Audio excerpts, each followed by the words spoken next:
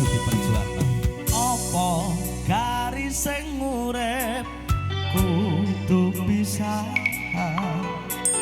Tresnaku lan tresnamu ra keturutan.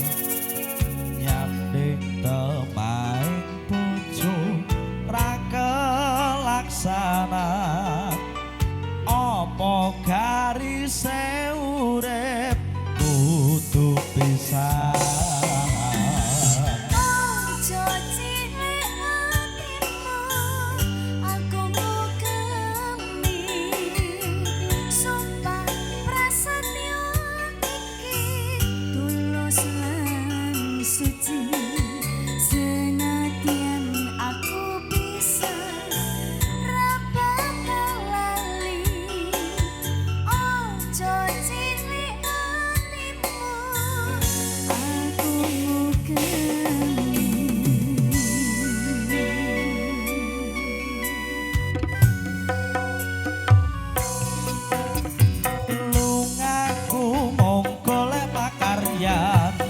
Sanggup bebrayan ning ati iki sayang ora medhot katresnan.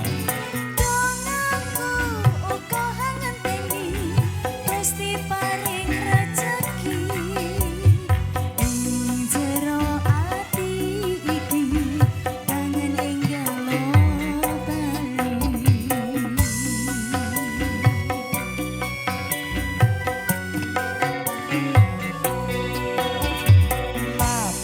aku neng monco ra medhot tresno. Tresnaku lan tresnamu ra bakal liya.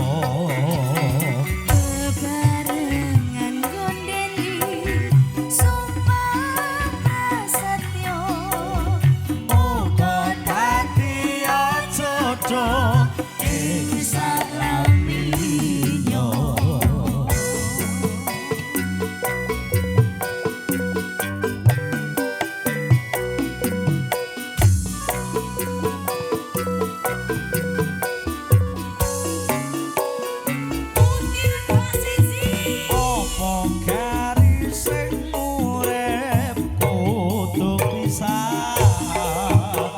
Tresnaku lan tresnamu ra keturutan.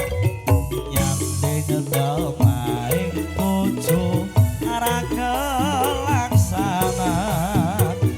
Apa garis sing urip kudu pisah.